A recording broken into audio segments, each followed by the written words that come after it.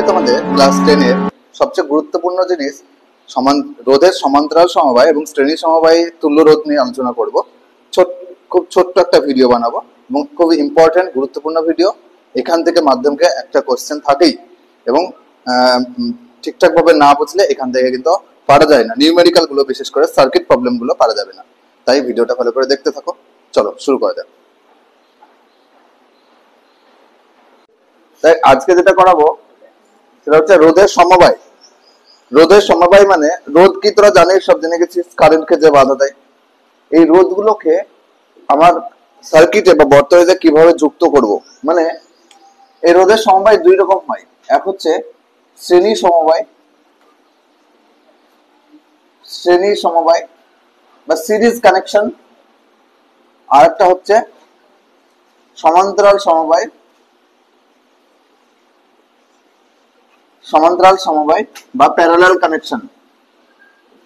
ঠিক আছে, series connection are parallel connection. তো শ্রেণী সমবায়ের ক্ষেত্রে কি হয়, দেখ রোধগুলো কেমন হয়। রোধগুলো এরকম দেখতে হয়, তো এরকম করে সার্কিটে প্রকাশ করি। যদি কোনো একাধিক রোধ যদি পাশাপাশি আমি যুক্ত করতে করতে থাকি, মানে এই একটা রোধ গেল, এই পয়েন্টের সাথে আবার আরেকটা রোধ, এই পয়েন্টের সাথে আবার আরেকটা রোধ, এইভাবে এটা ধর R1 রোধ, এটা ধর R2 রোধ, এটা ধর R3 রোধ, মানে এরকম পাশাপাশি যদি রোধগুলোকে যুক্ত করতে থাকি তাহলে সেটাকে বলবো রোধের শ্রেণী সমবায়, শ্রেণীতে যুক্ত আছে, সিরিজ কানেকশন। আর যদি কোন রোধ এইভাবে যুক্ত থাকে, ধর এই একটা রোধ আছে, এই একটা রোধ আছে, এই একটা রোধ আছে, তাহলে দেখতো একটা মেন লাইন থেকে তিনটে ভাগে ভাগ হয়ে তিনটে রোধ পর পর উপর নিচে যুক্ত আছে। উপর নিচে নয়, দেখ এদের পয়েন্ট দুটো কিন্তু আলাদা নয়, পয়েন্ট দুটো একটাই পয়েন্ট থেকে তিনটে রোধ যুক্ত আছে। দেখ এই পয়েন্টটা এ, এই পয়েন্টটা বি, এই এ বি পয়েন্ট দুটো একই। দেখ এ বি পয়েন্ট থেকে R1, এ বি পয়েন্ট থেকে R2, এ বি পয়েন্ট থেকে R3 যুক্ত আছে। ঠিক আছে, দুই প্রান্ত একই, উপর নিচে যুক্ত আছে। তাহলে এটা কি সমবায়?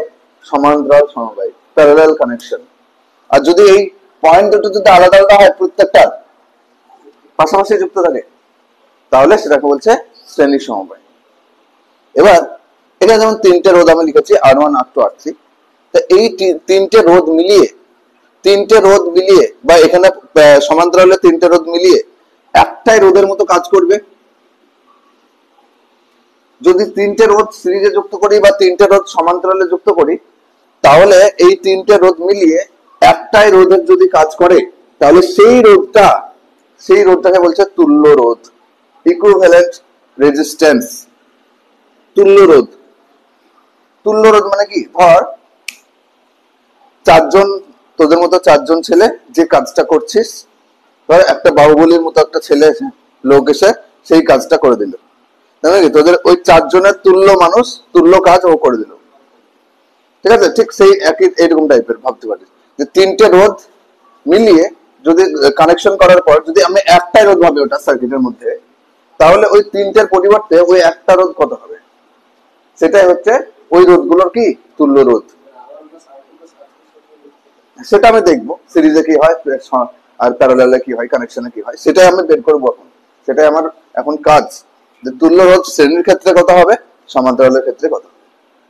ঠিক আছে, তাহলে শ্রেণী সমবায়ে তুল্য রোধ কি করে বের করবো। শ্রেণী সমবায়ে দেখ এ বি একটা পরিবাহী তার, বিসি একটা পরিবাহী তার, সিডি একটা পরিবাহী তার, পাশাপাশি শ্রেণীতে যুক্ত আছে, সিরিজ কানেকশনে আছে। প্রত্যেকটা তারের রোধ হচ্ছে R1, R2, R3।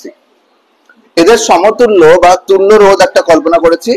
ওই তারটা যদি পরপর যুক্ত করি, তাহলে এই প্রান্ত এ, এই প্রান্ত ডি থাকছে। টোটাল এ বি যদি আমি একটা তার ভাবি, মাঝের বিসি বাদে টোটাল যদি এ বিটাই আমি একটা তার ভাবি, তাহলে এই সবগুলো রোধ মিলিয়ে একটা তুল্য রোধ, সমতুল্য রোধ আমি আর কল্পনা করলাম। আমাকে বের করতে হবে এই আর এর মানটা কি। ঠিক আছে, ও এখনই বললো আর এর মানটা, এগুলো যোগ করলে হয়ে যাবে। দেখি যোগ করলে হয় কিনা। দেখ প্রথমে যদি এ বি তারের ক্ষেত্রে বলি, এই তারের মধ্যে দিয়ে ধর আই পরিমাণ কারেন্ট যাচ্ছে, তাহলে এই আই কারেন্টটা দেখ তো শ্রেণীতে যদি কোনো তার যুক্ত থাকে তাহলে কারেন্ট কখনো ভাগ হয় না। যে কারেন্টটা আমি এই প্রান্তে সাপ্লাই করব সেটাই সোজা ভাবে চলে যাবে সবের মধ্যে দিয়ে, এর মধ্যে দিয়ে ওই একই কারেন্ট যাবে, এর মধ্যে দিয়ে ওই একই কারেন্ট যাবে। কিন্তু সমান্তরালের ক্ষেত্রে কি হয় বলতো? সমান্তরালের ক্ষেত্রে এরকম ছিল না, এরকম ছিল, এরকম ছিল।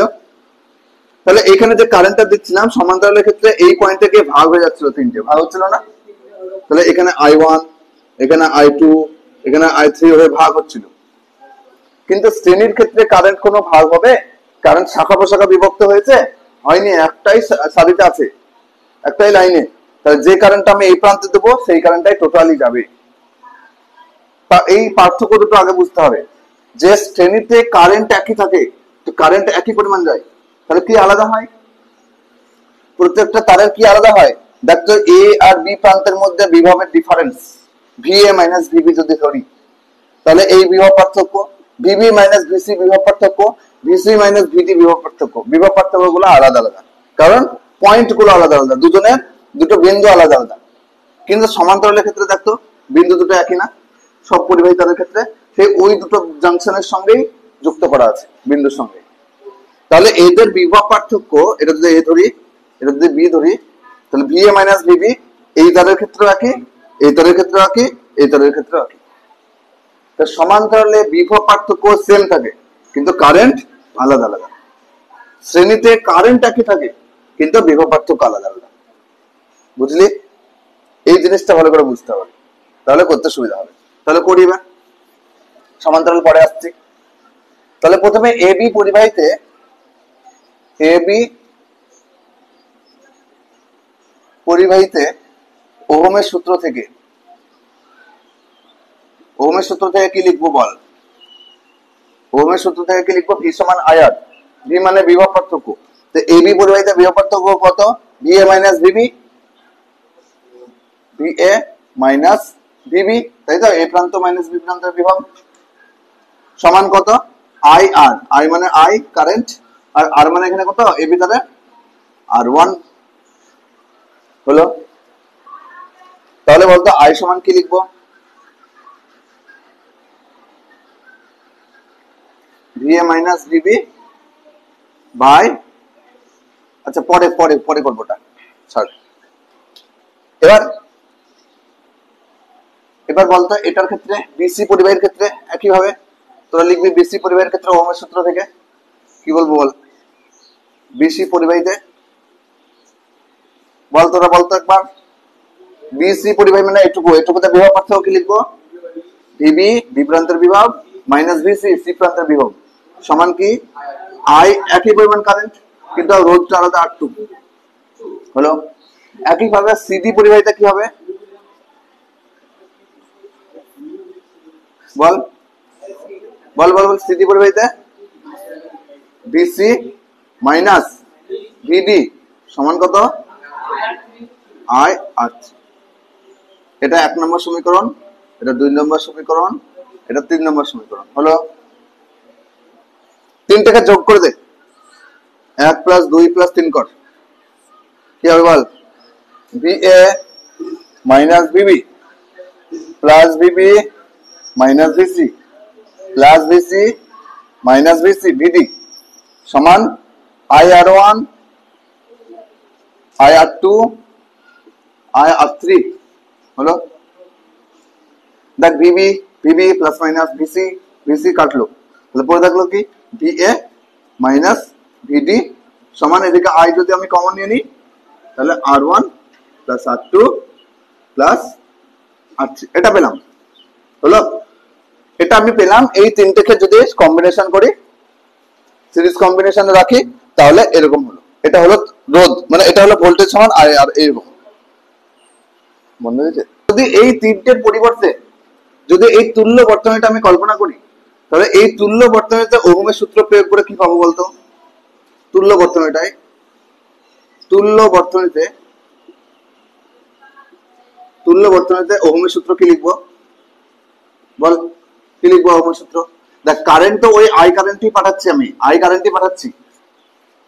রোধটা R1 R2 জায়গায় R হয়েছে, তাহলে বলতো তুল্য বর্তনীতে কি লিখবো? এই এ আর ডি শুধু এই ফাইনাল ইনিশিয়াল পয়েন্ট দুটো আছে, মাঝের পয়েন্ট গুলো নাই। তার মানে এখানে ওহমের সূত্র কি লিখবো? ভিএ মাইনাস ভিডি, ভিএ মাইনাস ভিডি সমান নিশ্চয় আই আর। তাহলে এদিকের এই সমীকরণটা পেলাম, এর সমীকরণটার নাম দে, কি নাম দেবো? 4। আর এই সমীকরণটার নাম দে 5। 4 আর 5 যে সমীকরণটা পেয়েছি, এখানেও টোটাল পেয়েছি, এখানেও টোটাল পেয়েছি তুল্য বর্তনী থেকে।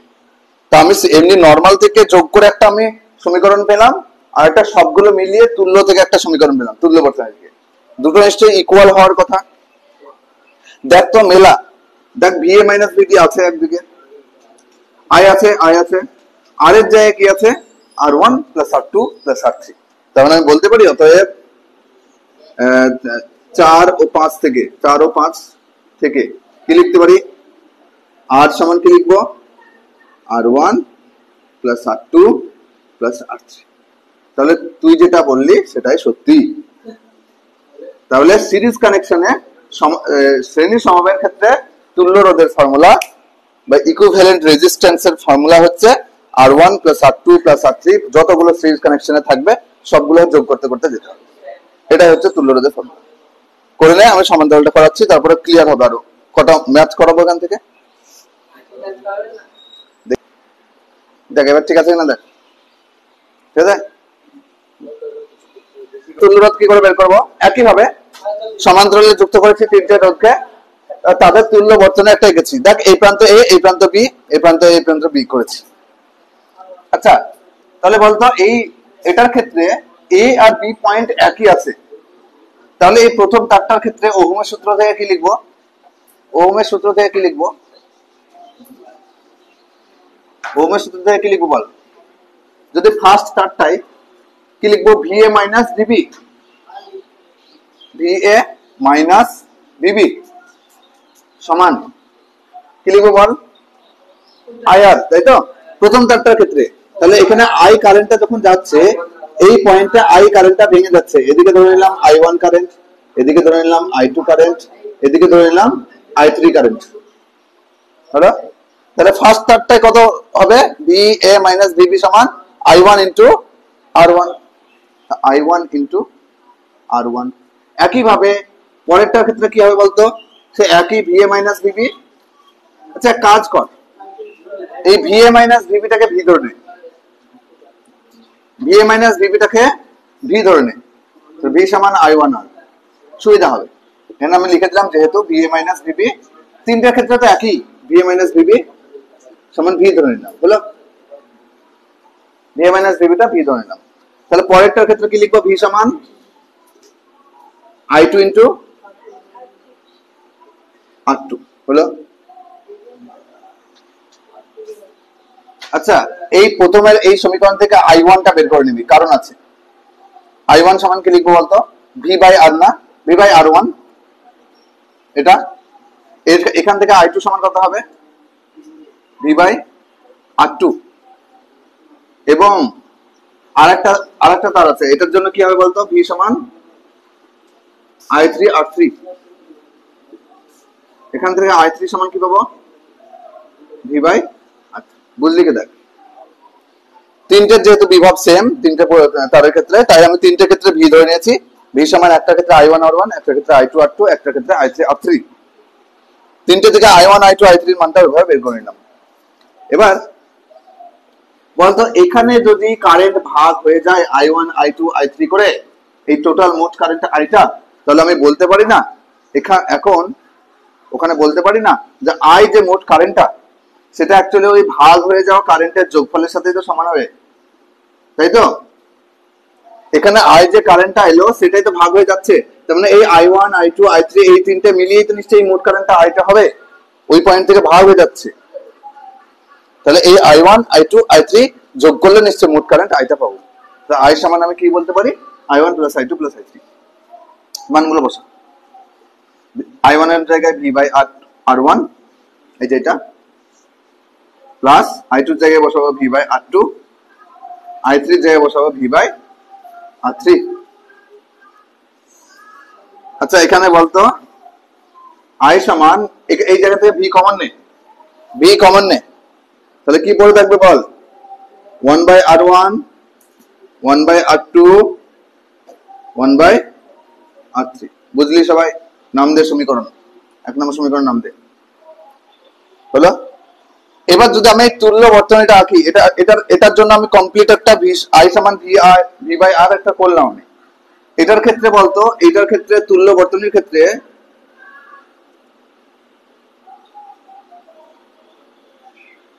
তুল্য বর্তনীর ক্ষেত্রে আমি কি লিখবো বল? ওহমের সূত্র বল, v মাইনাস vb মানে সেই v সমান কি লিখবো? এখানে ওই I কারেন্ট, যেটা মোট কারেন্ট পাঠিয়েছিলাম, সেই কারেন্টটা এখানে যাচ্ছে, এখানে তো কোনো শাখা প্রশাখায় ভাঙেনি, এটা একটাই। তাহলে যে মোট কারেন্টটা I, সেটাই I, এটা I ইন্টু r মানে এখানে r। তাহলে বলতো I সমান কি লিখবো? v/r। v/r মানে এটা কি লিখতে পারি? v/r মানে অ্যাকচুয়ালি v ইন্টু 1/r লিখতে পারি, একই ব্যাপার। এটা 2 নম্বর সমীকরণ নাম দেই। এবার 1 আর 2 তুলনা করতো, 1 আর 2 তুলনা করে পাই, বলতো কি হবে? 1 নম্বর আর 2 নম্বর সমীকরণ তুলনা কর। এখানে এদিকে I আছে, এদিকে I আছে, এদিকে v আছে, v আছে। 1/r এর জায়গায় কি আছে? 1/r1, 1/r2, 1/r3। তার মানে তুল্য রোধের ফর্মুলা কি পেয়ে গেলাম? 1/r সমান 1/r1, 1/r2, 1/r3, এরকম করে যোগ হতে হতে যাবে, যতগুলো থাকবে। শ্রেণী সমবায়ের ক্ষেত্রে কি পেলাম? নরমাল যোগ r1, r2, r3 করে। আর সমান্তরালের ক্ষেত্রে কি পেলাম? 1/r1, 1/r2, 1/r3 করে পেলাম। এই জায়গাটা দেখা যাচ্ছে না? আচ্ছা, এই 1 নম্বর আর 2 নম্বর তুলনা করে আমি এখানে লিখছি 1/r সমান হচ্ছে 1/r1, 1/r2, 1/r3, এই পেলাম। এটা হচ্ছে তুল্য রোধের শ্রেণী সমবায়ে।